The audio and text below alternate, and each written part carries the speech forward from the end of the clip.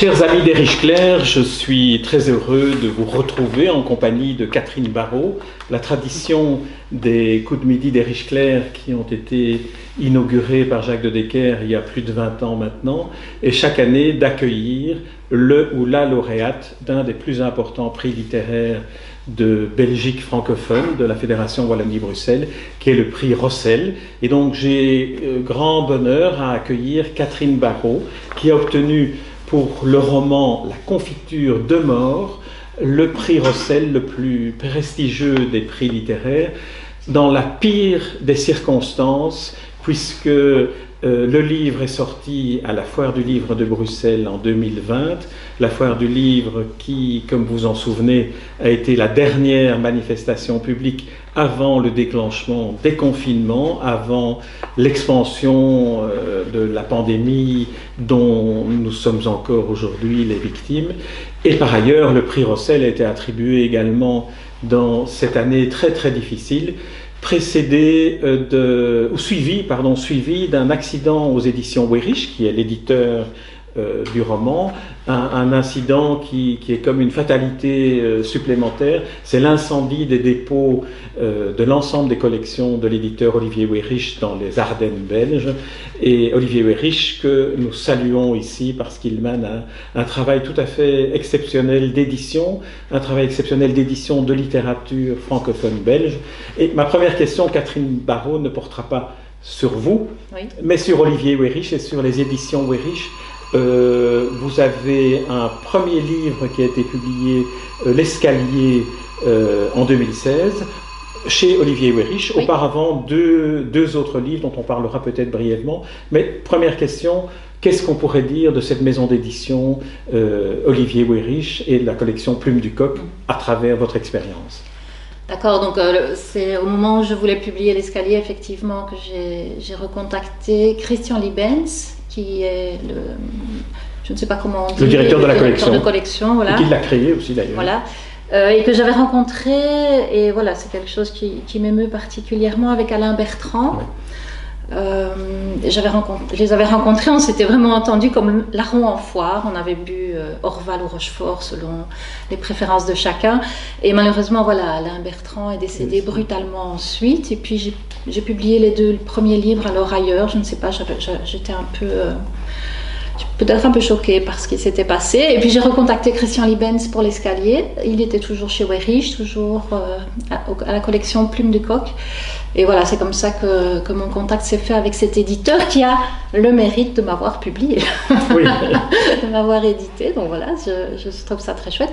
C'est voilà, des gens très sympas, c'est à Neuchâteau, là ils viennent de vivre quelque chose de très difficile, parce que je trouve que voir un hangar rempli de livres en feu, et puis ces cendres, voilà, ça évoque des souvenirs historiques ou des impressions assez difficiles. Et puis en même temps, je les ai eus au téléphone et ils ont directement relancé la réimpression de plusieurs livres, dont celui-ci.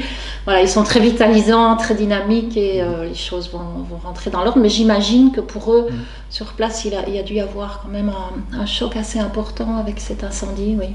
C'est vrai que symboliquement, la destruction par le feu, oui, d'un entrepôt de livres est quelque chose qui est oui, encore plus douloureux, encore plus pénible. Alors, si vous voulez bien, les deux premiers livres que vous avez publiés, donc vous n'avez pas publié chez Weyrich après le décès d'Alain Bertrand. Alain Bertrand, qui est celui qui, avec Christian Liebens, avait créé la collection, oui, il y a une dizaine d'années. Les deux premiers livres que vous avez publiés sont Les Ombres se penchent chez Édilivre et 4 attentes chez Academia. Dans votre parcours littéraire, ce sont les premiers livres écrits ou les premiers livres publiés? Quelle est votre trajectoire en tant qu'écrivain? J'ai écrit beaucoup dans ma tête toute ma vie. J'ai attendu très tard, je suis une débutante tardive, pour aller jusqu'au bout d'une écriture que moi je considérais possible de proposer à des éditeurs. Donc là voilà, j'avais 50 ans quand j'ai proposé Les Ombres se penchent. Donc là c'est vraiment c'est pas forcément les premières choses que j'ai écrites, mais c'est la première fois que je suis allée jusqu'au bout en ayant écrit quelque chose dont je pense qu'il peut être publié. Et ça a été une très très grande joie vraiment quand j'ai eu entre les mains quelque chose que j'avais écrit moi-même. C'était vraiment une très grande joie que je ressens encore aujourd'hui en vous en parlant. Alors Les Ombres se penchent, c'est des micro-nouvelles, donc c'est une série de nouvelles mais qui sont reliées entre elles et qui, en fait je les ai écrites comme ça parce qu'à l'époque je travaillais à temps plein et quart, voire temps plein et demi, et je n'avais pas d'autre temps de disponibilité que le temps d'écrire de façon assez vive des micro-nouvelles mais qui se reliaient peut-être la nuit en dormant dessus, et puis voilà, ça s'est mis comme ça. C'est assez original, enfin c'est assez particulier comme livre. C'est peut-être mon préféré parce que c'est le premier que j'ai eu la joie de tenir entre mes mains. Voilà. Et le deuxième, Quatre Attentes, là c'est un roman, c'est le premier roman. Alors deuxième, Quatre Attentes, c'est un roman mosaïque avec des personnages assez variés. Premier personnage avec lequel j'ai été en contact pour l'écriture de ce roman mosaïque-là, c'était un grutier. Voilà, je me suis posé une question sur, tiens, le grutier, quand il est là-haut et qu'il doit attendre parce qu'en bas, il faut ressouder une poutrelle ou transporter du matériel, qu'est-ce qu'il fait? Et puis voilà, tout est parti de cette rêverie autour d'un grutier. et c'est un roman avec 4 parties. Un roman plus mosaïque. Alors après j'ai écrit des choses que je n'ai pas fait publier, qui sont assez compliquées, je ne sais pas si je reviendrai dessus. Et puis j'ai écrit L'Escalier, qui est le premier publié chez Werich. Alors je me suis donné une contrainte très forte, c'est-à-dire que pour ne plus me compliquer la vie et l'écriture, je me suis donné la contrainte d'écrire quelque chose qui se passe dans un escalier de secours, avec 3 personnages, et en temps continu avec un maximum d'une semaine. Voilà. Et on retrouve peut-être un peu l'idée des 4 attentes, c'est-à-dire partir d'un point de vue et puis de se limiter à celui-là, parce que je n'ai lu aucun des 3, mais ce que vous me dites de 4 attentes avec l'idée le point de départ du grutier qui attend de se dire tiens voilà, ceci va être mon point de départ. C'est vrai que le huis clos de l'escalier, c'est aussi un peu se donner des contraintes qui finalement permettent de libérer l'écriture. Oui, donc comme je dispose d'assez peu de temps, j'écris la nuit, j'écris le week-end et pendant mes jours fériés. Je suis obligée, parce que par ailleurs j'ai l'imagination, vous allez le voir dans l'entretien, je pars parfois un peu dans tous les sens, il faut plutôt une bonne cliente. Voilà, il faut plutôt me canaliser que d'aller me chercher. Et donc j'ai besoin de contraintes pour me canaliser et que je puisse, dans le temps dont je dispose, arriver au bout d'un projet. Sinon, ça part dans tous les sens. J'ai des fragments que j'aime beaucoup, mais qui ne tiennent pas. Alors, on y reviendra sur cet aspect en parlant de la confiture de mort, mais auparavant, je voudrais vous poser une question sur votre parcours personnel, mais pas pour connaître votre vie professionnelle ou vos activités dont vous me dites qu'elles sont à plein temps, et même plus qu'à plein temps, mais peut-être votre rapport à la littérature qui est infiniment présente dans la confiture de mort. Alors, première question, quelle est la place de la littérature pour vous en tant que lectrice et comment est-ce que vous avez choisi d'utiliser la littérature pour nourrir votre écriture? Alors ce n'est pas un choix, je pense que ça s'impose à moi parce que ça fait partie de ma vie depuis si longtemps et de façon si forte que quand j'arrivais à la fin de l'écriture de la confiture de mort, plusieurs personnes m'ont dit mais des rêves dans un livre, des références à la littérature dans un livre, ça ne fonctionne pas. Donc voilà, moi au début j'écris beaucoup à la volée et puis en retravaillant je me disais je dois peut-être retirer, ça va faire pédant, non les rêves, ça va... Mais pas moyen, impossible de retirer cette référence à la littérature parce que le personnage que j'avais créé et qui m'a entraîné sur son destin pendant le temps de l'écriture vivait la même chose que moi et je ne pouvais pas lui retirer ça, qui est que quand elle vit quelque chose de fort, j'imagine que voilà, on est dans une bibliothèque, donc je pense que la plupart des lecteurs compulsifs comme moi ou des lecteurs passionnés vivent ça. Quand on vit quelque chose de fort, moi, certains moments de ma vie sont vraiment reliés à des lectures que j'y ai faites et qui m'ont parfois consolée, emportée, permis de faire des choix, peut-être sauver la vie aussi parfois, oui. C'est ce qui arrive d'ailleurs à votre personnage. Oui. Votre personnage qui s'appelle Vera, qui est une jeune femme dont on suit une partie du parcours entre 15 ans et 21 ans, puisque c'est elle qui raconte, qui est la narratrice. On apprend beaucoup de choses sur elle, ça va être extrêmement compliqué de faire un pitch ou un résumé du roman parce qu'il y a tellement d'entrées possibles et en plus c'est un roman que je comparais presque à un des lieux dans lesquels il se déroule qui sont les ardoises, les carrières d'ardoises, les carrières de schiste où en fait il y a une série de couches superposées dont vous dévoilez petit à petit, comme dans les rêves de Vera d'ailleurs à un certain moment. Elle se libère des différentes couches de schiste et on a différentes strates qui nous permettent petit à petit, en vous suivant dans la narration du roman, qui nous permettent petit à petit de comprendre l'énigme qui est posée au départ, puisqu'on peut dire que c'est un roman d'initiation, mais c'est plutôt un roman de dévoilement de secrets de famille. C'est un roman d'initiation, s'il faut le qualifier, ce serait plus un roman d'initiation, je pense. Et je pense que dans toute initiation, il y a des levées de secrets voilà, dans toutes nos familles, il y a des secrets et nous aimons les traverser, même si souvent c'est des secrets de polichinelle et qu'au moment où on les découvre, ça fait un petit peu plof, hein, c'est un peu, ah ben oui. Ce qui n'est pas le cas ici. Ce qui n'est pas le cas ici. Ici, ça ne fait pas plof, là, disons-le tout de suite. Non, alors, si vous voulez bien, ce qu'on va peut-être faire, c'est pour parvenir justement. Ceux qui nous écoutent et qui nous regardent n'ont peut-être pas eu l'occasion de lire le livre déjà, mais peut-être qu'on pourrait partir d'un élément qui est le personnage central, qui est Vera, et puis que petit à petit, au fur et à mesure de ce que vous en dévoilerez, nous en apprendrons davantage sur le livre. Alors peut-être ma première question, comment décririez-vous le personnage de Vera et de son évolution au fil de la partie, je dirais, objective de la narration, entre ses 15 ans et ses 21 ans. Comment est-ce que vous décririez, imaginons, je suis un producteur de cinéma et je dois faire le casting pour identifier le personnage qui jouerait Vera. Ok. Eh bien, c'est difficile. C'est une question difficile. C'est une jeune fille qui vit seule avec son père, mais qui passe une partie de ses week-ends et de ses vacances dans un hameau, le hameau d'origine de la famille, qui est en Gaume, où se trouvent seulement encore 2 personnes. C'était un hameau où résidait toute sa famille d'origine, je vais dire, et où il n'y a plus qu'une tante et une cousine. Et puis en fait, à 15 ans, elle a une très très grande complicité avec cette cousine qui est sa partenaire de jeu pendant les vacances. Et puis à 15 ans, la cousine lui partage la lecture de documents de famille qui provoque en elle une forme d'effroi. Et à partir de là, elle décide qu'elle n'ira plus, qu'elle ne veut plus y aller. Et puis, elle vit seule avec son père. C'est une jeune fille qui a des particularités dans sa manière d'être en lien avec le monde, avec les sensations, mais aussi avec les autres personnes. C'est-à-dire qu'elle n'est pas là à moitié.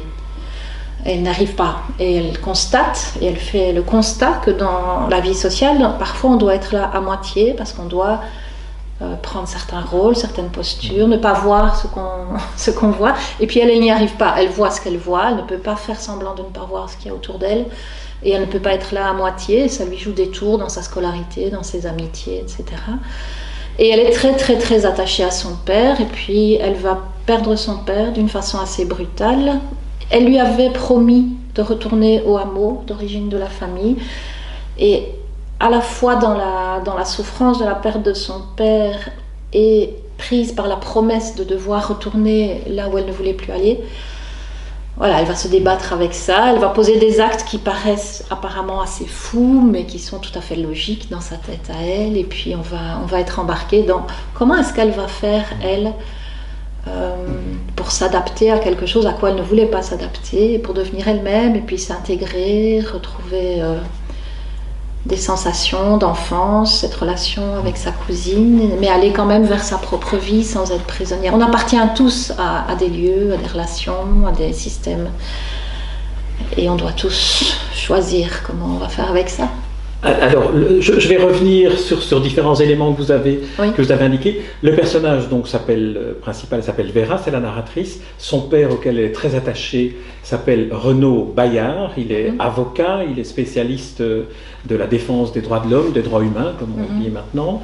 Cette cousine dont vous avez parlé s'appelle Lucie, et le hameau dans lequel elle a promis à son père de retourner, et c'est une promesse, c'est le début du roman, c'est une promesse dont le lecteur sent bien qu'elle lui a été arrachée, cette promesse. Elle l'a donnée à contre-cœur. Le fait que son père meurt brutalement, c'est d'une rupture d'anévrisme, donc ce n'est pas un accident romanesque, je dirais, mais le père disparaît, et ce qui engage davantage Vera à tenir sa promesse, et on découvrira à la fin du roman quelle était l'importance de cette promesse dans la révélation de ce qui s'est passé dans ce hameau qui s'appelle Mortepire. Oui. Ah, donc ça c'est... Alors, peut-être qu'on pourra encore aller un peu plus loin dans la description du personnage par son attachement aux livres, par ce que représentent les livres pour cette jeune fille qui est une sauvageonne, qui est une personnalité extrêmement indépendante, ce qui veut dire qu'elle n'a pas la capacité d'amitié ou de relation avec son entourage, avec les écolières du collège de Bon Secours, dont vous faites une description d'une force redoutable. Je ne sais pas si elle est documentée, mais donc ce personnage très entier a un rapport très fort avec la littérature. Et est-ce qu'on pourrait dire que les romans, les écrivains qui sont cités dans votre roman nourrissent ce qu'elle est? Alors je pense à Faulkner, notamment à cette trilogie que son père lui fait découvrir, qui finalement est l'équivalent de la structure de votre roman et de son histoire. Ce que j'ai découvert après. Ah, je m'en étais pas rendu compte. Oui. Je me demandais, tiens, son père, il pourrait lui offrir quoi pour lui faire plaisir. Et c'est seulement après que je me suis rendu compte que, effectivement, cette trilogie est en écho à l'histoire. La trilogie, j'ai oublié le domaine, le hameau. Le domaine, le hameau et la famille. Je ne sais plus. Enfin, on retrouve. Et moi, j'étais après faire des recherches sur Google, à chaque nom, à chaque titre que je ne reconnaissais pas, j'ai été faire des recherches, et je recommande aux lecteurs du roman de le faire, parce que vous avez écrit un roman bibliothèque, on a envie, pour mieux connaître Vera, de retrouver ce qu'elle a lu. Les bibliothèques sont des endroits formidables, je ne le dirai jamais assez. Donc, mais revenons sur le bien, donc à Vera et à la place de la littérature dans sa survie, en quelque sorte, dans son rapport aux autres. Oui, la littérature, en fait, lui permet de voyager, de vivre d'autres émotions que les émotions qu'elle vivrait elle seule. Et elle fait l'expérience un peu des relations sociales, des relations humaines via la littérature. C'est comme si elle avait choisi ce lieu-là plutôt que le monde dans lequel elle prend des claques, quoi. L'avantage en littérature, c'est qu'on n'est pas agressé, on n'est pas violenté. Il y a quelque chose d'un peu défensif, je pense, dans cet amour passionné qu'elle a pour les livres. Et ça fait partie aussi, je pense, de son parcours d'initiation, de sortir un peu des livres et d'aller un peu plus dans les relations, notamment à un moment avec des voisins qui viennent habiter à côté de chez eux, et où là, ils ne ressemblent pas à ce qu'elle a déjà vécu, parce qu'ils viennent du Kosovo, en fait, et ils ont des manières d'être ensemble, des manières de manger, des manières de lui parler, qui font que ces défenses, toute cette construction un peu de barricade qu'elle a construit, vont être plus fragiles, et alors elle va être embarquée. Et je pense qu'il y a aussi ce mouvement-là de continuer à aimer passionnément les livres, et puis en même temps de quand même aussi pouvoir aimer passionnément des gens autres que son père. Alors cette famille du Kosovo qui vient s'installer dans la maison voisine de celle qu'elle occupe avec son père. Donc là, on est à Namur. Ils ont quitté, le père et elle, ils ont quitté le hameau de Mortepire, sur lequel, là où on reviendra. C'est donc dans ce voisinage de la maison de Namur que s'installe la famille des Hoxha, cette famille de réfugiés et qui, eux, non seulement n'ont pas la même pratique de la langue, mais certainement pas de la littérature que Vera, ce qui oblige finalement Vera à effectivement enlever quelques-unes des carapaces de son armure, parce que les livres ne lui sont plus un recours, alors qu'elle veut entrer en contact avec cette famille. Elle se sent intégrée dans cette famille. Oui. C'est la première étape de cette libération que Vera va commencer à faire, de se libérer du livre. Elle vit aussi ça un peu plus tôt, ou je ne sais plus si c'est en même temps, non, dans la narration c'est à peu près en même temps, quand avec son école ils doivent visiter un lieu qui est un lieu d'hébergement avec des personnes sans domicile, où là aussi c'est le fait que comme c'est quelqu'un, je disais tout à l'heure, qui a besoin d'être là entièrement, qui ne peut pas, elle ne sait pas être là à moitié, donc si on lui dit on va se rencontrer, elle entre dans la rencontre avec tout ce qu'elle est. Et ça ne se fait pas normalement, donc c'est pour ça que les livres servent un peu de paravent et d'écran. Mais avec ces personnes que sa classe va visiter, bon, ça crée un petit scandale, mais elle y va vraiment. Et puis avec ses voisins, comme ils n'ont pas ces habitudes relationnelles, sociales, un peu préformatées, elle se laisse aussi tenter à entrer pleinement dans la relation. C'est vrai que la séquence, je parle en cinéma, parce que je suis persuadé qu'il y aura un jour un réalisateur de cinéma ou de série qui va s'intéresser à votre roman. Cette séquence avec les SDF où les élèves du collège du Bon Secours vont faire une sorte d'œuvre de charité. Autant les autres élèves se cantonnent dans la petite corvée cuisine dans laquelle finalement ils sont isolés des SDF, autant Vera, elle, veut aller à la rencontre véritable des SDF, et là c'est vraiment sa personnalité à elle qui apparaît, qui fait qu'elle est entière. Oui, comme quand comme un poète à un moment qui est invité par le prof de français, c'est toujours pareil, c'est-à-dire que la plupart des autres personnages tiennent leur place en fait, et elle ne reste pas à sa place, ce qui est très mal vécu en général. Alors que dans cette séquence-là, elle a voulu le faire absolument. Elle ne voulait pas répondre aux questions, elle ne voulait pas intervenir, et c'est le poète qui lui demande, parce qu'il ne veut pas partir sans que tous les élèves ne se soient exprimés, et lorsqu'on lâche les vannes, à ce moment-là, elle se révèle vraiment. Parce qu'elle peut pas dire un truc un peu passe-partout, si quelqu'un dont elle voit que lui-même il est vraiment présent, hein, c'est une scène que j'ai eu beaucoup de plaisir à écrire, si quelqu'un dont elle perçoit l'engagement et la poésie lui pose vraiment une question, elle va répondre avec sincérité, et ça va faire un peu de fracas, voilà, c'est comme ça. Alors, c'est un peu difficile évidemment d'avancer sans trop dire du roman, donc chaque fois que je vous pose une question, je vous laisse dévoiler ce que vous voulez bien dévoiler ou pas du roman. Il y a aussi dans le personnage de Vera, donc entre 15 et 21 ans, il y a cette obligation qu'elle a contractée à l'égard de son père de retourner au village de Mortepire. On sait qu'elle ne veut pas y aller, si elle n'avait pas fait cette promesse, elle n'y aurait pas été, parce qu'elle a découvert un secret dans un carnet mauve qu'elle a lu, secret que nous ne connaîtrons vraiment qu'à la toute fin du roman. La relation avec son père est une relation très, très singulière dans ce que nous savons au début du roman, sans connaître le dévoilement du secret de famille. Comment est-ce que vous l'avez construite, cette relation?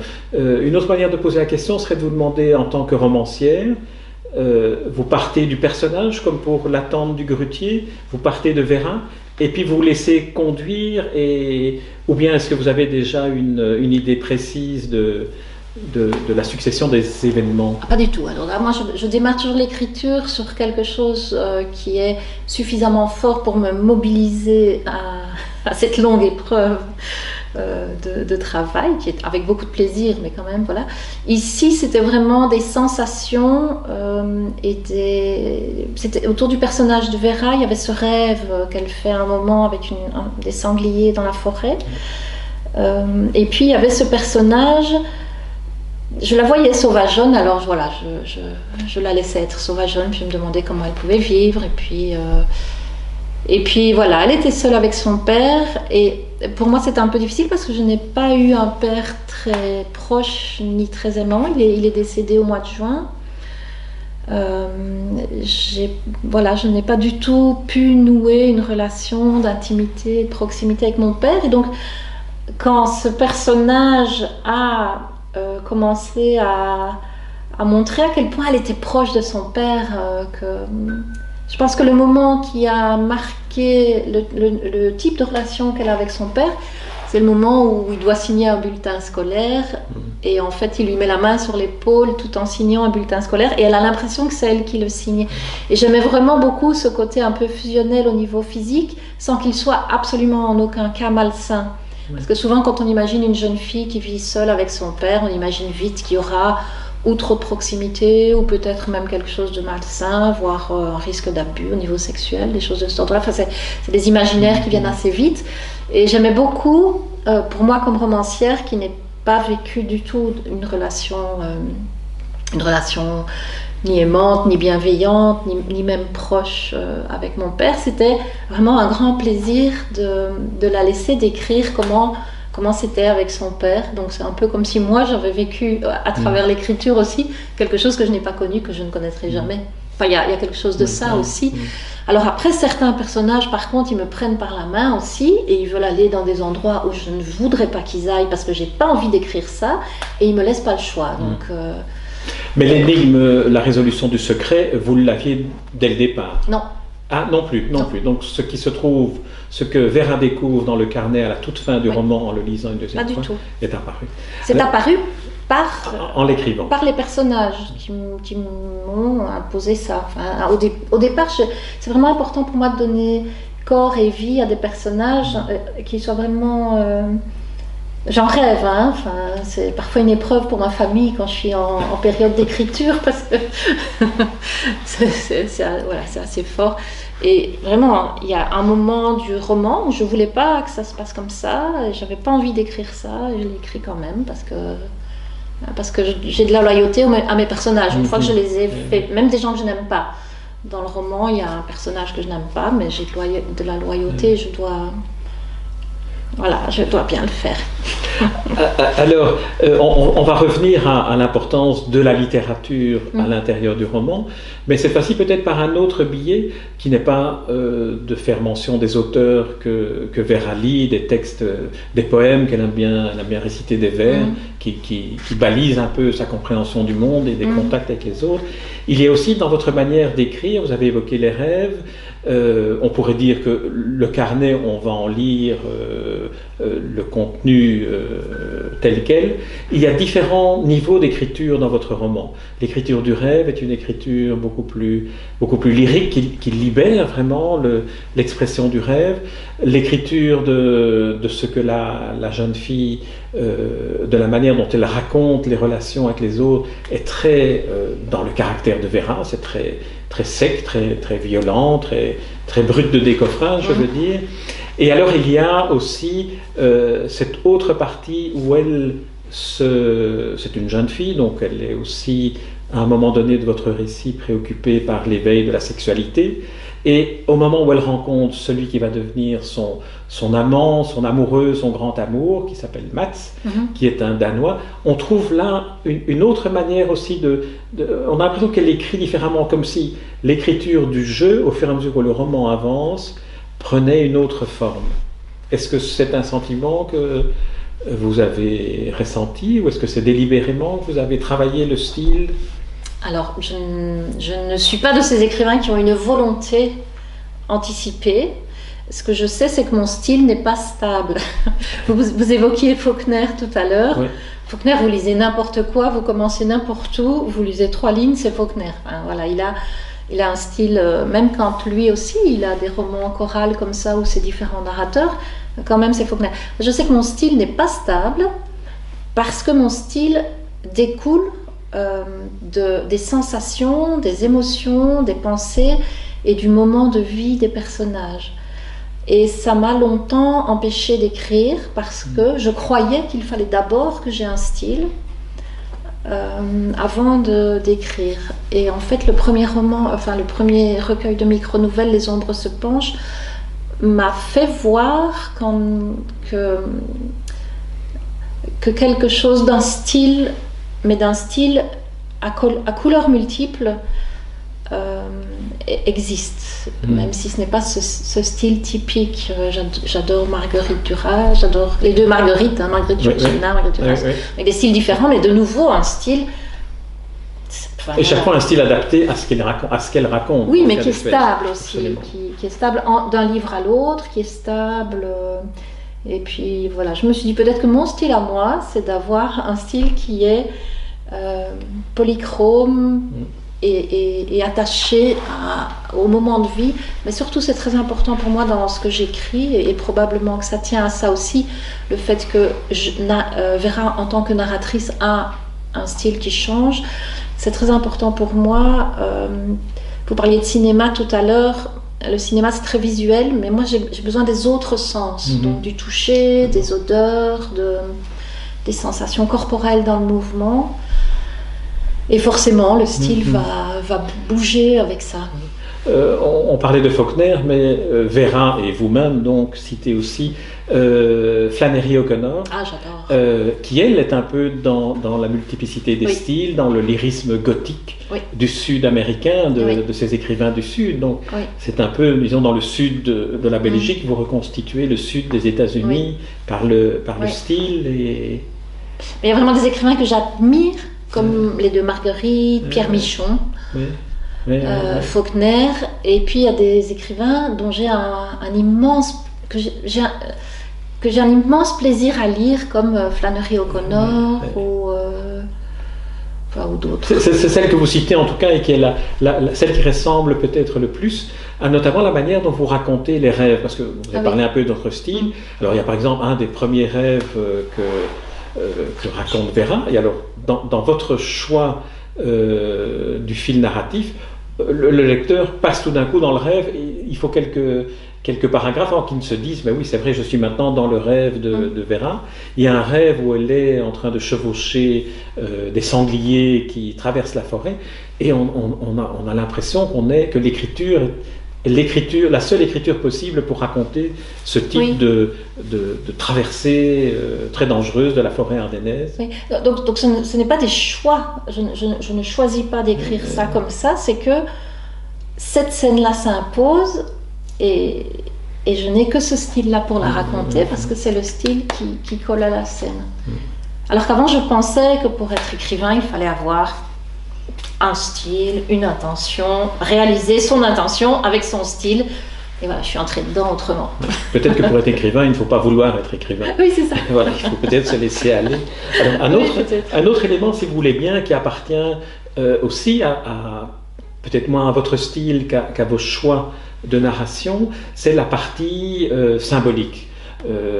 Alors, il faut revenir un peu au personnage du père. Le père est en fait le quatrième d'une fratrie de 4. Oui. Les noms sont les noms Bayard, c'est le nom de famille. Alors quand on voit les prénoms des 4 frères, on voit que ce sont les mêmes prénoms que les noms des 4 frères Aymon, des 4 fils Aymon, pardon. Et donc on entre là à partir du moment où on a décelé ce clin d'œil de l'écrivain. On se dit, tiens, il y a peut-être une série de signes qui sont glissés ça et là, et effectivement on les identifie, et ça contribue au bonheur de la lecture, je trouve. Oui, il y a des clés là qui sont par contre intentionnelles. Par exemple, les prénoms des 3 femmes, hein, Vera, Claire et Lucie, ça évoque la lumière, la vérité, les choses de cet ordre-là. Ça, c'est intentionnel. Ça, c'est à des moments. Ah, celui-là, je n'ai pas associé ces symboles. Non, on n'est pas obligé de tout voir non plus. Hein. Moi, je m'étais attardé aux 4 prénoms. Les prénoms des 4 fils Aymon sont Alain, Renaud, Guichard et Richard. Et les prénoms de vos personnages sont Renaud, qui est le papa de Vera, Alain, Guy et Richard. Donc, on retrouve les 4 prénoms. Est-ce que vous pouvez nous dire quelque chose sur cette fratrie, ou est-ce que ça dévoilerait trop du roman ? J'avais lu il y a un petit temps, à partir de travaux scientifiques sur nos origines génétiques communes, etc., qu'on a tous des gènes de Charlemagne. Apparemment, les croisements de population se sont faits de telle manière que, d'une manière ou d'une autre, peut-être qu'on descend tous de Charlemagne. Et en parlant de cette famille assez particulière, je me suis attachée à cette légende des 4 fils Aymon, qui était des résistants en fait. C'était des gens qui résistaient fort à la christianisation, qui défendaient des traditions antérieures. Et il y a un petit brin de folie aussi. Enfin, il y a des personnages qui ont, voilà, il y a un personnage en tout cas qui est plus du côté de l'invention de ce qu'est aujourd'hui par rapport à ce que pouvait être avant-hier. Et c'est la cousine. Hein. Donc il y a quelque chose de cette légende qui a été très très forte au Moyen-Âge, qui a occupé vraiment beaucoup d'espace au Moyen-Âge, qui s'est imposée à moi comme un fil par rapport à l'idée que cette famille qui habite là depuis si longtemps, qui résiste à des mouvements, voilà, qui a résisté. C'est des gens qui ont résisté. Qui a résisté et qui en même temps a expulsé tout ce qui était étranger, voilà, au hameau de Mortepire. Voilà. Est-ce que vous pouvez nous dire comment est-ce que vous décririez le hameau de Mortepire sans trop dévoiler? Le hameau de Mortepire, c'est une série de bâtisses qui sont en contre-haut de la vallée de la Semois. Alors il y a un village il n'existe pas. Hein, donc non. Enfin, il existe maintenant. Là, c'est votre côté faulknerien. Voilà, maintenant il existe. Donc le hameau, il est en contre-haut d'une descente assez rude sur un versant avec la vallée de la Semois en dessous. Et au moment où la narratrice en parle, il y a beaucoup de bâtiments qui sont en ruine parce qu'il n'y reste plus grand monde. Et c'est un lieu, et ça va faire partie, je pense, du travail d'évolution de Vera. C'est un lieu qui a à la fois résisté avec beaucoup de beauté sur cette résistance et qui en même temps n'a pas pu intégrer, garder ou transformer quelque chose qu'on pourrait appeler un mythe fondateur de cette famille et de ce lieu. Et donc c'est aussi un peu comment est-ce qu'on continue à appartenir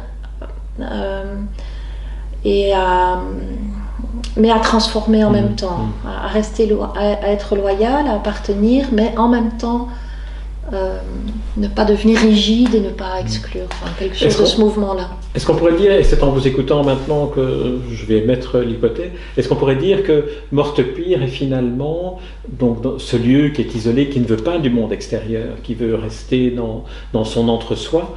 Est-ce que ce n'est pas finalement ce qu'était Vera avant de décider de s'ouvrir au monde extérieur et de cesser d'être la sauvageonne qu'elle était, notamment en rencontrant Mats, son grand amour, qui est quelqu'un d'étranger, donc il lui permettait ce métissage que les gens du hameau ont toujours refusé. Oui, de nouveau, je n'avais pas forcément conscience de ce que vous venez de dire, mais c'est tout à fait vrai. Je pense que quand on rejette fortement quelque chose à quoi on y appartient, ce qu'on va faire d'autre répondra aux mêmes règles.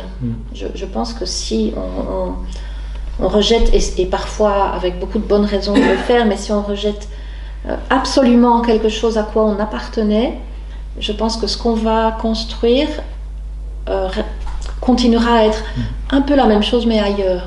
Je pense que c'est pour ça que le retour à Mortepire permet à Vera de s'intégrer elle-même, quelque chose comme ça.